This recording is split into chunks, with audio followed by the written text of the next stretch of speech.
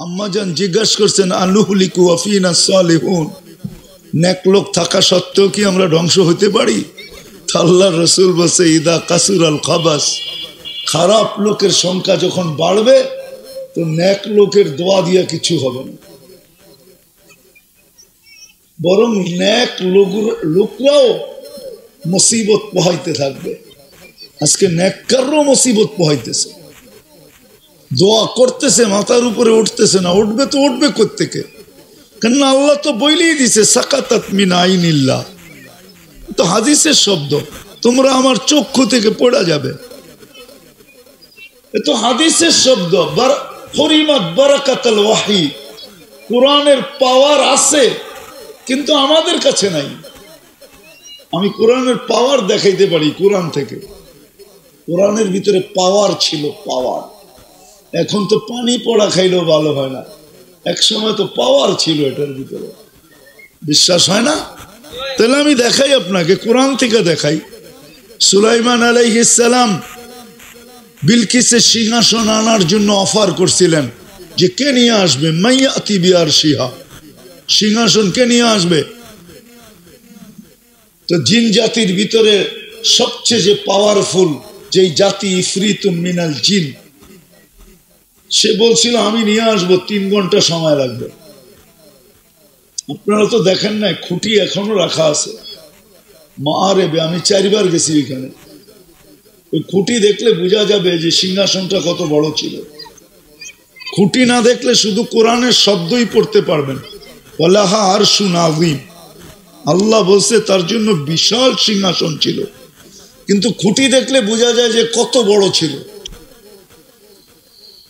তো জিনের সর্দার ইফরিতুন মিনাল জিন বলছিল আমি 3 ঘন্টায় আনবো। ওয়াল্লাযীনা ইনদাহু ইলমুম মিনাল কিতাব, আমি তো বলি হুজুররা একমত হবে কিনা জানি না, আমাদের এই নুরানি মাদ্রাসা, এই যে দেখেন এখানে নুরানি মাদ্রাসা, এই নুরানি মাদ্রাসায় যতটুকু শিক্ষা, আমার মনে হয় এর চেয়েও কম শিক্ষা ছিল ওই ব্যক্তির কাছে। নাইলে আল্লাহ ইলমুম মিনাল কিতাব কেন বলবে? ও সুলাইমান আলাইহিস সালামকে বলছে 3 ঘন্টায়, আমি চোখের পলকে আনবো, চোখের পলকে। আর আইনা দেখায় দিছেন, এটা ছিল আসমানি কিতাবের পাওয়ার। আর আসমানি কিতাবের সর্দার হলো কোরআন, সর্দার আল্লাহর কালাম, ওগুলো তো কিতাব, কোরআন তো কালাম। হাদিসই তো বলতেছে হুরিমাত বারাকাতুল ওয়াহি। তোমরা কোরআনের পাওয়ার থেকে বঞ্চিত হবে, আজকে কোরআনের পাওয়ার থেকে আমরা বঞ্চিত, আল্লাহর চক্ষু থেকে দূরে। কেন? আরেকটা সবচেয়ে দুঃখের বিষয়, যে নবী আরশে যে আমাদেরকে বলেন নাই, আল্লাহ রসুল আরশে যে আমাদেরকে বলেন নাই, যদি বলতেন তাহলে আপনি আত্তাহিয়াতুর ভিতরে পড়েন তো পড়েন কি করে, আলা ইবাদিল্লাহিস সালিহিন। আল্লাহ তো বন্ধুকে সালাম দিছে, আসসালামু আলাইকা আইয়ুহান নবী, বন্ধু আপনার উপরে সালাম। কিন্তু বন্ধুর হাসান হোসাইনের কথা মনে ওঠে নাই, ফাতেমার কথা মনে ওঠে নাই, আলীর কথা মনে ওঠে নাই, নিজের পরিবারের কথা মনে ওঠে নাই, নিজের ফ্যামিলির কথা মনে ওঠে নাই, নিজের গোত্রের কথা মনে ওঠে নাই, মক্কাওয়ালাদের কথা মনে ওঠে নাই। আল্লাহ ফাআওহা ইলা আবদিহি মা আওহা, যেখানে উম্মত বলেন নাই, উম্মতকে বলেন নাই। ওলামা মানবে কি মানবে না জানি না টাঙ্গাইলের, হায় আজও কবরে উম্মত বলেন নাই, আজও কবরে চোখের পানি ঝরান। আল্লাহওয়ালারা স্বপ্নে দেখেন, জিজ্ঞাসা করেন আপনি কাঁদেন কেন? শত জবাব এখনো শত মানুষের মনে আছে, মুখে আছে, যে আল্লাহর রসুল স্বপ্নের ভিতরে জবাব দিছে, আমি উম্মতের জন্য কাঁদতেছি, আমার উম্মতের কি হলো? দুনিয়াতে থাকতে তো চোখ চিৎকার দিছেন, শত হাদিস আছে, মা বিকুম, এটা চিৎকার। ওই দিন তোমাদের কেমন হবে, কি অবস্থা হবে? দুনিয়ায় থাকাকালীন একদিনের জন্য চোখের পানি শুকান নাই। জিবরিল মিকাইল সাক্ষী, আনা তো যাবে না, তাহলে বসায় ওনাদের থেকেও শোনা যেত। ওনারা জিজ্ঞাসা করছেন মা জালা আরা কাতাবকি, যখনই দেখি আপনি কাঁদেন কেন? তো বলছে উম্মতের জন্য চোখের পানি শুকায় না। যখন দুনিয়ার থেকে যাইতেছেন তখনও চোখে পানি ছিল। জিবরিল জিজ্ঞাসা করছেন কাঁদেন কেন? অথচ 9 ফ্যামিলি, কারো ঘরে খাওয়া নেই, বাতি জ্বালানোর মতো তেল নাই, পানি ছাড়া কিচ্ছু নাই, নিজেও ক্ষুধার্ত, হাসান হোসাইন ক্ষুধার্ত, আলী ফাতেমা ক্ষুধার্ত, ফ্যামিলির কি হবে এই ভাবনা নাই। জিবরিলকে জি বলতেছে কেন কাঁদি? ফামান লিবাদিলি উম্মতি, আমার পরে উম্মতকে কে দেখা রাখবে? আমার উম্মতকে কে পাহারা দিয়ে রাখবে? আজকে উম্মতের নারী দেখলে, পুরুষ দেখলে, যুবক দেখলে, বৃদ্ধ দেখলে, চলেন আরেকটু আগে যায় বলি। এইখানেই তো শেষ না, কবর থেকে উঠবেন। আবুল সামরকান্দি রহমতুল্লাহ আলাইহি লেখছেন, কোন কিতাবে লেখছেন? কিতাব টোকায় তারপরে দেখা নিয়েন, কিন্তু মুসান্নেফ আবুল সামরকান্দি রহমতুল্লাহ আলাইহি যে আল্লাহর রসুল কবর থেকে উঠবে তখনও কানতে কানতে উঠবেন, আর বলবে জিবরিল আইনা উম্মতি, আমার উম্মত কোথায়? জিবরিল আলাইহিস সালাম জবাব দিবে মা শাক্কাল আরদা আহাদুন ইল্লা আনতা, আপনি ব্যতীত জমিনের উপরে কেউ ওঠে নাই। উম্মত এখনো ওঠে নাই, আপনার অস্থির হওয়ার কোনো কারণ নাই, উঠে নাই উম্মত, এখনো ওঠে নাই। মকামে মাহমুদে যাবে, মকামে মাহমুদে যাবে বটে, কিন্তু ওই চেয়ারে বসবে না, হাত রেখা দাঁড়ায় থাকবে। আল্লাহ জিজ্ঞাসা করবে দাঁড়ায় আছেন কেন? বলছে যে 3 জায়গায় ছুটবে ও বসে তো বসে কি করে? বলছে 3 জায়গায় ছুটবেন মানি? 3 জায়গায় ছুটবেন মানি? বলছে আমি হাউজে কাউসারে উম্মতকে ওয়াদা দিয়ে আসছি, নিজের হাতে হাউজে কাউসারের পানি পান করাবো, আর বইলা আসছি মাউইদুকুমুল হাউজ, হাউজে কাউসারে তোমাদের সাথে সাক্ষাৎ হবে। আমি বসলে হাউজে কাউসারে পানি কে পান করাবে? কে পান করাবে? আমি বসবো না। দ্বিতীয়, আমি ছুটা যাব মিজানে, আপনি আমাকে প্রতিশ্রুতি দিছেন সালতো তা সাফি তো সাফা, আমি চাইলে দিবেন, যাকে চাইলে দিবেন, যতটি চাই দিবেন। আপনার অঙ্গীকার, পাল্লা সামনে না ঝুঁকলে আমি চাইতে শুরু করবো, পাল্লা ঝুঁকে ছাড়বো, সুপারিশ করতে থাকবো। তৃতীয়, আমি ছুটা যাব মিজানের পুলসিরাতের কাছে। উম্মত যদি পার না হইতে পারে তো ইমাম কুরতুবী রহমতুল্লাহ আলাইহি লেখছেন দুরুদের কাঠি মাথায় দিয়া পার করায় দিবে। হ্যাঁ হ্যাঁ, সত্য এটাই। এই উম্মত দোচকে ডাইরেক্ট পড়বে না, পিছলায় পড়ে গেল ধৈরা দাঁড়ায় থাকবে, ধৈরা ঝুলা থাকবে। ধৈরা যেরকম গাছের থেকে পড়লে ডাল ধৈরা ঝুলা থাকে, সাকর থেকে পিছলায় গেলে হাতুলি ধৈরা ঝুলা থাকে, এরকম ঝুলা থাকবে যতক্ষণ পর্যন্ত যতক্ষণ পর্যন্ত এটা প্রমাণিত না হবে যে এর কোনো দুরুদ নাই, তখন যে পড়বে। আর যদি দুরুদ জীবনে থাইকা থাকে, নবীজির উপরে পড়া থাকে, তো দুরুদ ছুটে আসবে, আবার একে উঠাবে পুলসিরাতের উপরে, তারপরে একে পার করাবে।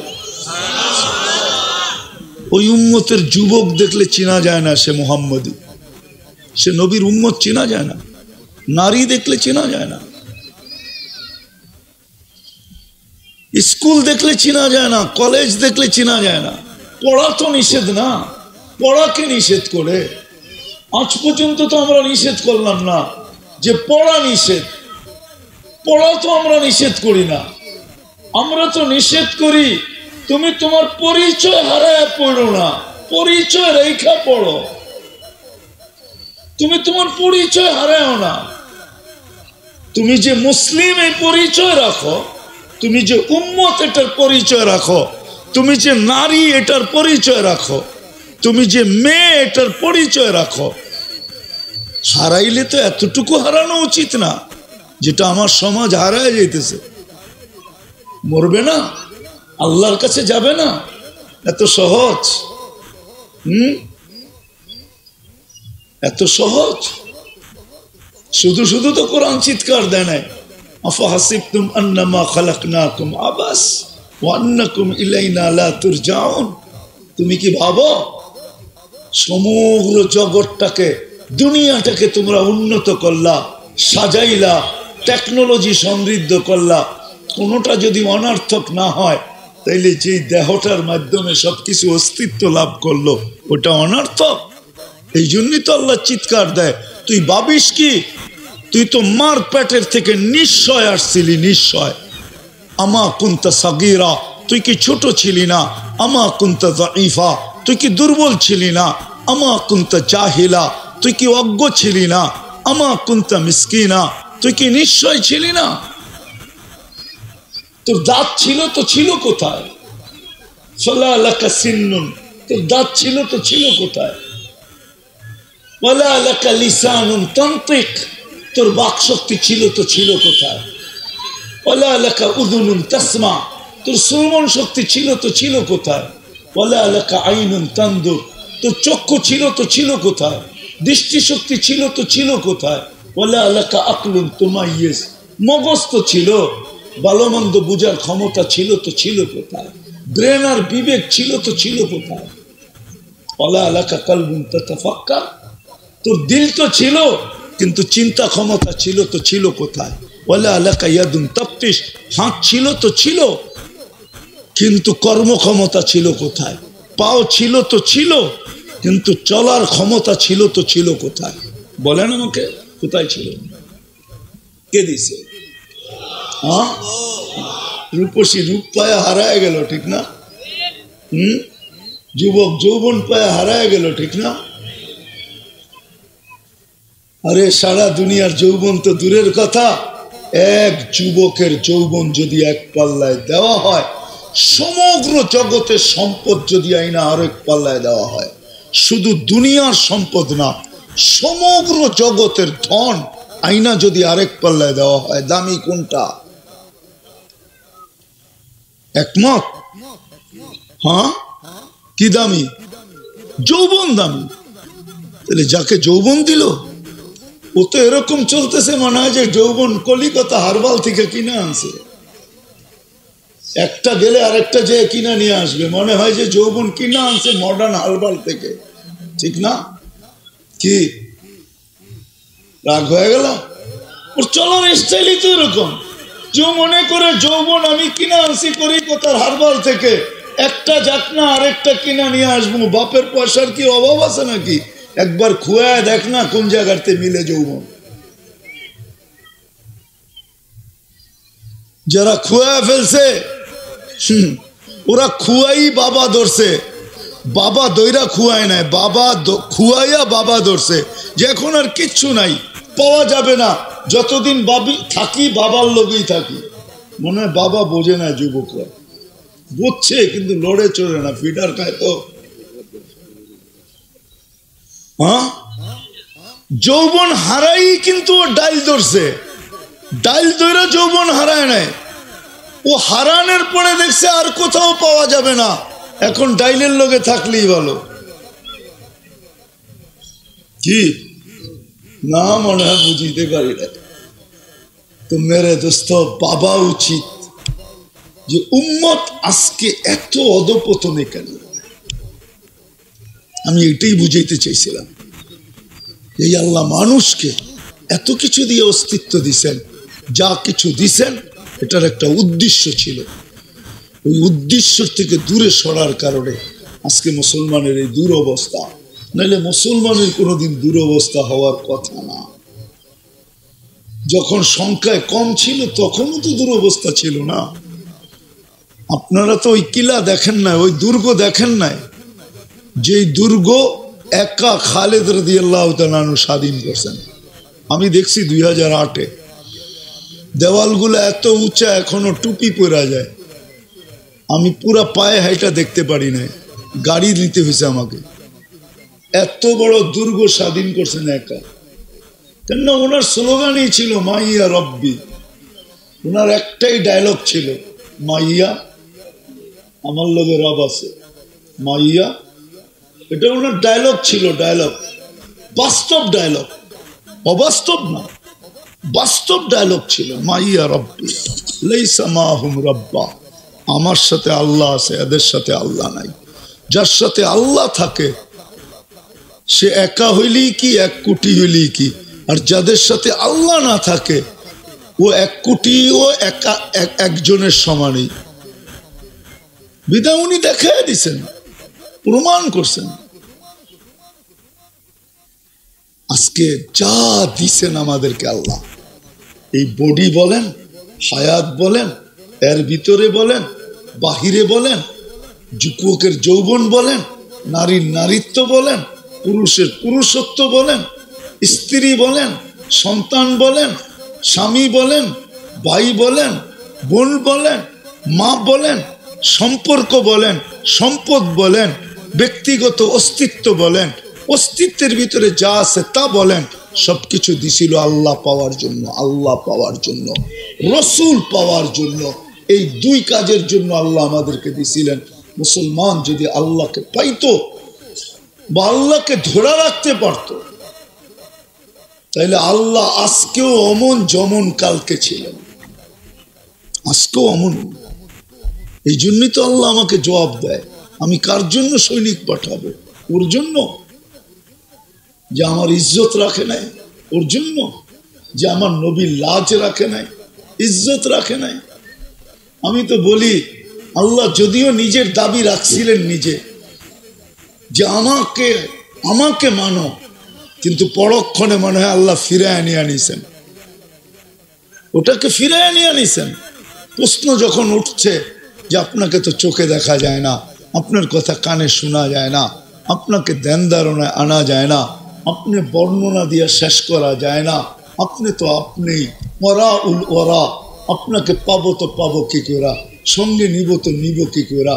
আল্লাহ মনে দাবি সরায় নিয়ে আনিছেন, তারপরে বলছেন আতি উর রসুল, তাইলে আমার বন্ধুর হয়ে যা। মান আতা আর রসুল ফাকাদ আতা আল্লাহ, আমার বন্ধুর হইলেই আমি তোমাদের হয়ে যাব। আমার বন্ধুর ইজ্জত রাখো, আমার বন্ধুর লাজ রাখো, আমার বন্ধুর সম্মান রাখো, আমার বন্ধুর মান মর্যাদা রাখো, আমার বন্ধুর হও। নাইলে আল্লামা ইকবাল এই কবিতা সমস্ত কোরআন হাদিসের সারমর্মকে এক জায়গায় ঢুকায় লিখতেন না। উনি লেখছেন क्या वफा तूने मोहम्मद से तो हम तेरे हैं। আল্লাহ বলে আমার বন্ধুর যদি গোলামি, আমার বন্ধুর গোলাম হইতে দেরি, আমি তোমার হইতে দেরি হবে না। ये दुनिया क्या चीज है, দুনিয়া কয় টাকার জিনিস?